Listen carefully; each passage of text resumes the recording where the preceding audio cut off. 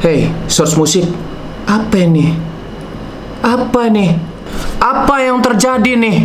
Ada masalah apa sebenarnya nih? Hidup gue lagi tenang-tenang aja loh tadi.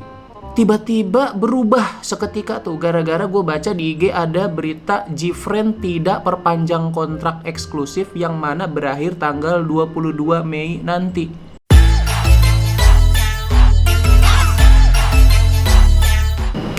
Kembali lagi di konten penuh kesotoyan. Jangan terlalu ambil serius di konten ini karena semuanya berdasarkan kesotoyan. Konten yang bisa dibilang kalau bikinnya itu dadakan, tapi yang gue heran malah banyak ditunggu-tunggu oleh pemirsa di luar angkasa gitu.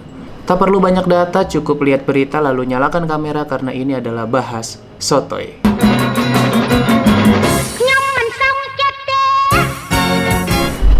Ada 3 fakta menarik yang gue tangkap dari berita yang lagi rame ini soal GFriend.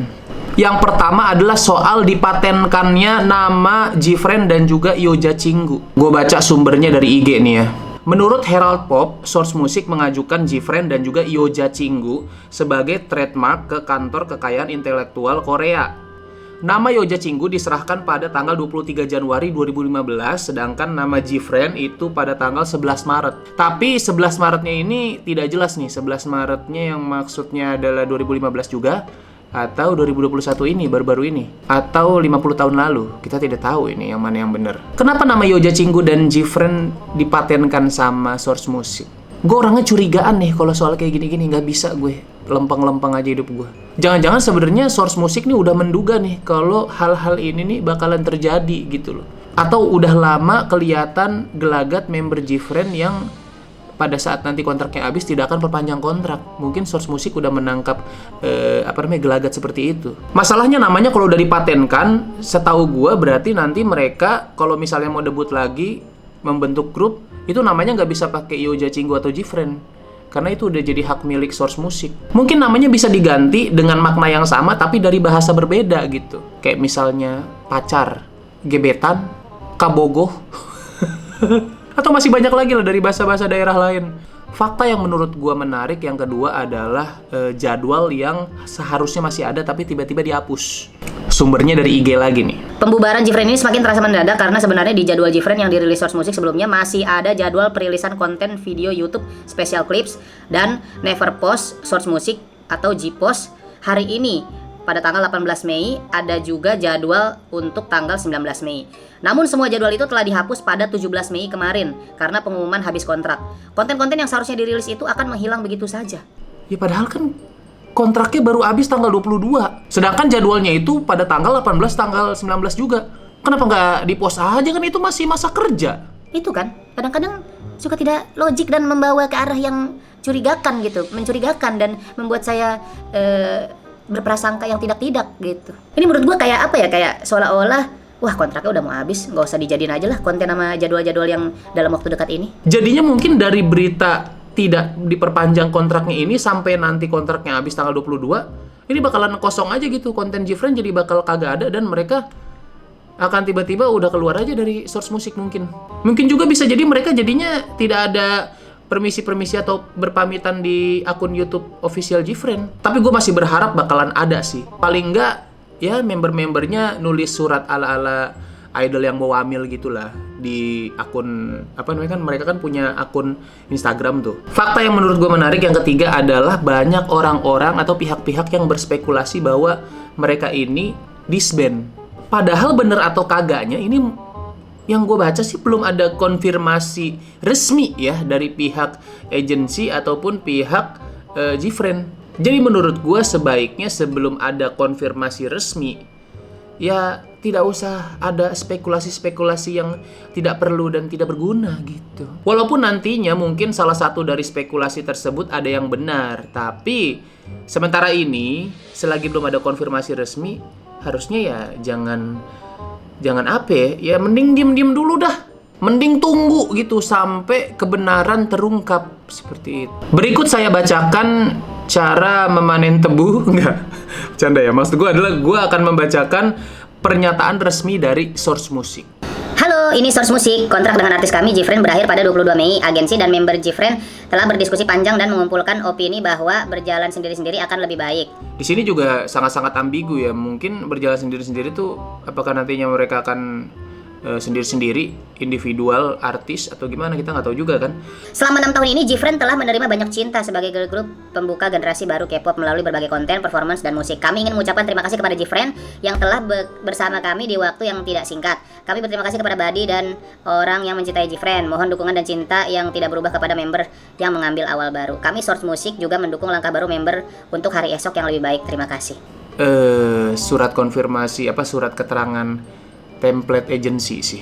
Kayaknya banyak agensi yang seperti ini ketika memberikan keterangan mengenai artisnya yang entah itu meninggalkan agensi ya. Setipe semirip-mirip itulah pokoknya.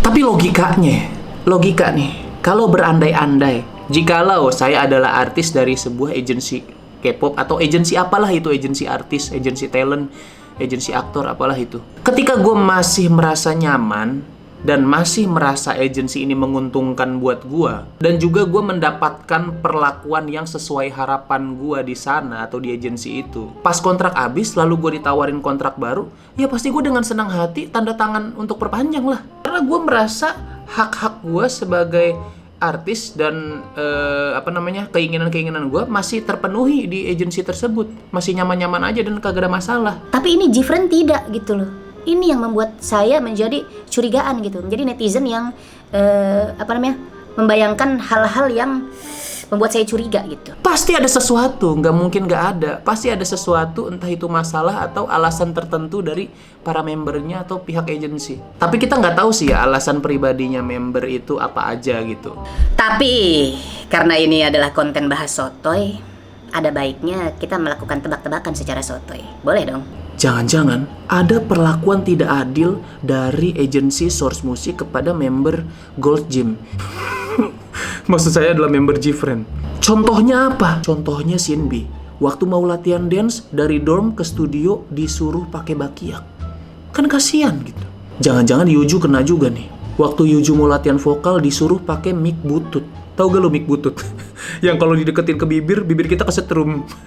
Lu tau gak sih mic butut kayak gitu? Dulu gue sering banget tuh kena kesetrum bibir gue waktu sekolah zaman dapat jadwal sholawatan di musola. Itu rasanya kagak enak banget, sumpah. Rasanya kagak enak banget. Kok jadi nyeritain pengalaman hidup?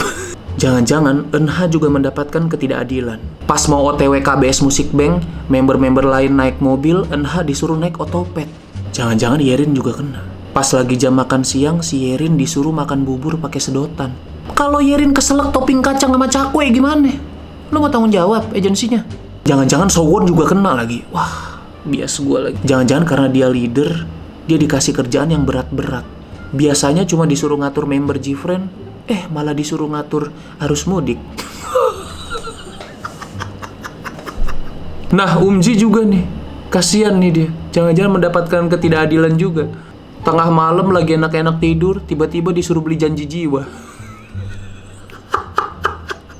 Gue kebayanginnya anjir. Itulah tebakan sotoy saya yang saya rasa tingkat akurasinya cukup tinggi. Dan mungkin, sangat-sangat mungkin kejadian seperti itu. Dan sangat-sangat mungkin tindak ketidakadilan yang dilakukan agensi kepada member Jifren itu seperti itu. Sangat mungkin. Tapi menarik ya kalau kita mencoba menerka kemana nih langkah yang akan diambil member Jifren selanjutnya ketika keluar dari Source Musik. Apakah mereka akan menjalani karir individu masing-masing? Misalnya Yuju jadi solois, Shinbi buka sekolah dance, NH jadi YouTuber gaming, namanya berubah jadi NH No Limit. Yerin jadi aktor terus dia main Ikatan Cinta, Umji jadi pengusaha lalu beli saham Gojek, kan bisa. Sowon jadi istri muda saya, semuanya bisa terjadi. Nggak ada yang tahu kan, namanya masa depan itu kita tidak ada yang tahu. Atau mungkin mereka akan membentuk grup dengan nama baru di agensi yang baru juga. Kayak kasusnya Beast yang berubah nama jadi Highlight ketika meninggalkan Cube dan sekarang mereka di Around Us Entertainment. Kita tunggu aja lah nanti akan seperti apa kira-kira. Apa langkah yang akan diambil oleh member-member Jifren selanjutnya. Ya buat fandomnya Buddy doain aja dan support terus langkah-langkah yang akan diambil selanjutnya dari member-member Jifren nanti. Semoga apapun itu adalah menjadi langkah yang terbaik yang akan diambil mereka demi masa depan mereka yang mereka harapkan menjadi lebih cerah lagi dari sebelumnya. Sekian laporan dari saya Alpina Baban melaporkan dari TKP. Sampai berjumpa di episode selanjutnya masih di Mancing Mania Seleraku.